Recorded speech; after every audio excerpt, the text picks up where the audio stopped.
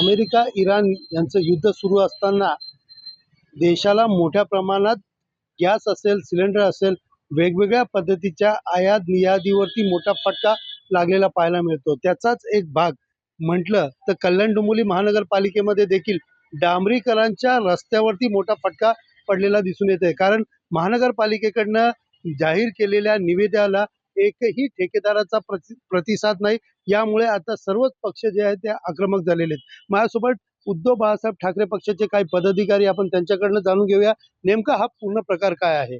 काय सांगाल सर? पावसाळा 2 महिन्यात आहे, त्याआधी पालिकेने ज्या पद्धतीने निविदा काढलेल्या आहेत, काय नेमकं त्या निविद्यामध्ये आता सध्याच्या परिस्थितीला काय नेमका त्रास? आम्ही आत्ताच माहिती घेतली असता अमेरिका आणि इराणच्या युद्धामुळे कच्च्या मालाचे भाव गगनचुंबी वाढलेले आहेत. त्यामुळे माहिती प्राप्त झाल्यानंतर की डांबरीकरणाचा भाव या ठिकाणी वाढलेला आहे. तसंच 2 महिन्यावर पावसाळा टिपलेला आहे. त्याच्यामुळे खड्ड्यांची जी निविदा होती खड्डे भरण्याची, ती अद्यापही कोणत्याही ठेकेदाराला परवडत नसल्यामुळे ती भरण्यात आली नाही. तर आमची एवढीच मागणी या ठिकाणी आयुक्त साहेबांना आहे की याच्यावरती कुठेतरी तोडगा निघाला पाहिजे. तोडगा निघाल्यानंतर त्वरित तुम्ही या 2 महिन्याच्या आत पावसाळ्याच्या आत तुम्ही खड्डे भरले पाहिजे, एवढी आमची माफक अपेक्षा आहे. एकंदरीत ज्या पद्धतीने निविदा काढल्या जातात, मात्र ज्या पद्धतीने आता ठेकेदार पुढे येत नाही, काय नेमकं कशा पद्धतीचं त्यांच्या मनामध्ये भीती आहे? कारण दर वाढलेले आहेत आणि महानगरपालिकेचे दर तेच आहेत. याचं कारण असं आहे की जे पद्धत होती आणि जे भावामध्ये टेंडर ओपन होत होते त्याच पद्धतीने टेंडर आता केडीएमसीने काढलेले आहेत. पण तेच आता नागरिकांना आणि त्या ठेकेदारांना परवडण्यासारखे नाहीये. कारण आता जगभरामध्ये इस्रायल आणि अमेरिका आणि इराण यांचं युद्ध आहे आणि ते जगभर पेटण्याची जास्त शक्यता असल्यामुळे याच्यामध्ये कच्चा मालाचा पुरवठा होत नाहीये आणि सर्व काही जो माल तयार होतो तो कच्च्या मालातूनच तयार होतो.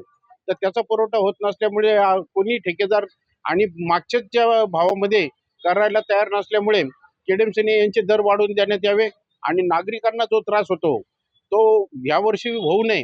कारण याच्यामध्ये बरेचसे लोकांचा बळी जातो, बऱ्याचशा लोकांचे अपघात होतात, कोणाचे हातपाय कोणी हँडिकॅप होतं, काय विविध प्रकारचे त्यांचे अपघात होतात.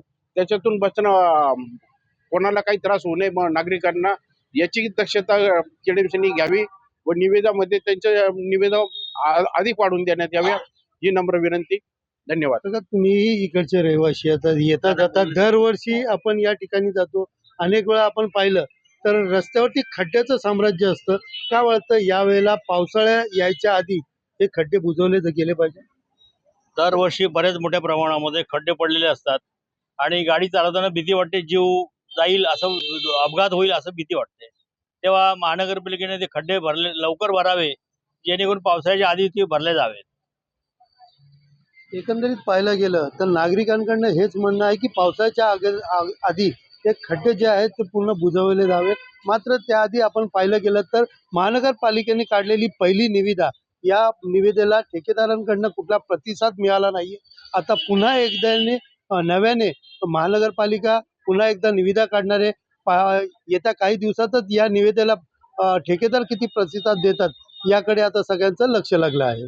सुनील जाधव, TV9 मराठी, कल्याण.